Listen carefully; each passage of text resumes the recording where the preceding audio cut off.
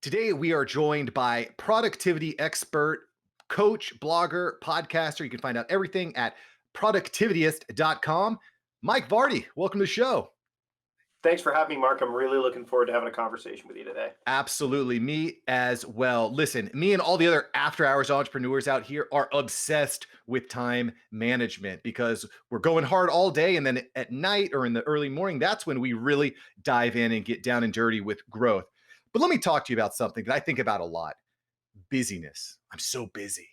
I've got two kids. I got all this stuff going on. What's the difference between being busy and being productive? Well, I think there's this quote. I think Oscar Wilde said, "Anybody can be busy. The answer busy. What are you busy about?" I think that's the thing. Is that busy? I think the word busy is thrown around so much. It's kind of like if somebody swears all the time, drops coarse word language all the time. Eventually, it just loses its power, right? But if you start to think about busy in terms of occupied or intentionally doing things, that's productive, right? So I believe productivity is all about intention plus attention. I Mm. don't think that productivity is about getting as much done as you can in as little time as possible. I mean, certainly people talk about efficiency and effectiveness. I think those are byproducts of being productive, but ultimately at its core, personal productivity, because that's what I really like to focus on, is what's your intention. Okay, that's what that is. How are you going to pay attention to it? When you marry those two together, that's productivity. And busy often is those things on their own. You have uh, all kinds of intentions, but you have no way to pay attention to them. So you're busy, Mm. you're frazzled, you're not able to move things forward. The other side of that coin is you have a whole bunch of things grabbing your attention, but they're not the things you actually intend to do. That's also busy because you're doing these. You're checking email, you're checking social media, you're doing the little easy, quick win things, so that way you can actually feel productive. But really, you're not, because that's why I'm not a big fan of inbox zero. I hear this term inbox zero. I got my email down to zero. I'm like, that's great. What else did you do today? And they're like, well, what do you mean? I got my email to zero. I'm like, but what substance was there? And so I think that ultimately, when you start to hear the word busy, if you catch yourself saying that word, then think about, like, well, what am I busy about? Am I actually doing the things that I intended to do? Am I giving them the attention they deserve so I can get the outcomes that I want?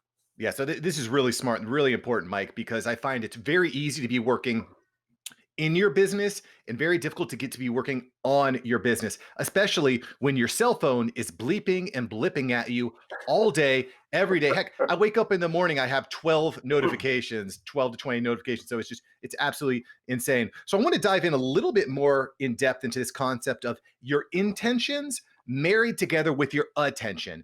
How can we get clear on that? I think a lot of people are pretty clear on their intentions, generally speaking. I want to make money. I want to reach more people. I want to, it's so on and so forth. How do we marry those two together? What are some ways that we can get clear?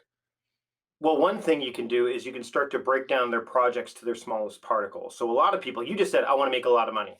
That's not super clear. Okay. I mean, it's an outcome, Mhm. but it's not like, how are you, like, so my intention is to make a lot of money. Well, what leads to that, right? So for example, if you for what you do, like the after hours podcast, let's say I want to make the after hours podcast, I want to make this podcast, the After Hours Entrepreneur podcast, the best podcast it can be. Okay, that's your intention. That's a better intention than I want to do a Yeah. podcast, because it's clearer. You've heard of SMART goals and all that stuff. You can incorporate that into it. In fact, one of my friends who's an Olympian, a Canadian Olympian, Adam Creek, he's got this book called The Responsibility Ethic. I think that's an even better. He kind of digs deeper into smarter goals and makes them a little bit more valuable to this day and age. I think you should check out that book as well. It's called The Responsibility Ethic. But back to what I was saying.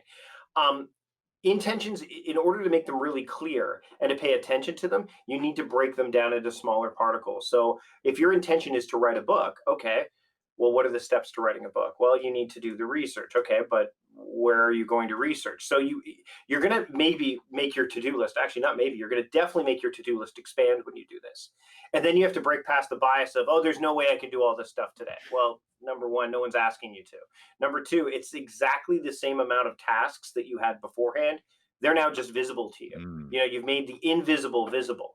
So when I was writing my book, I didn't put down write book because my brain would go write a book. I can't do that Right. today. But if I, you know what I mean? But that's what your brain Right. does. So you have to say, I want to write 500 words today. Well, that's doable, right? Or I want to come up with a cover design. Or I want to hire someone to do the cover. Like there's all these little things, so you need to take the time to break that down, and then when you do that, you'll be able to pay attention to it because your brain's not going to play tricks on you. It's You're going to be able to do things, as you were saying, in those. I'm a night owl, so in the wee hours of the morning I can look at my to-do list and go, oh, I could do that, I can do that, and I'm making measured progress towards my goals, my projects, my intentions as a result. So don't get fooled by the, oh my god, my to-do list is really long because Mike told me to break down my projects into their smallest particles. It's the only way you're going to be able to pay attention to those things and make sure they don't fall through the cracks. And like you said, you got to figure out what the next step is. You got to prioritize, right? And that can be really difficult to do if you're not clear on what your tasks are.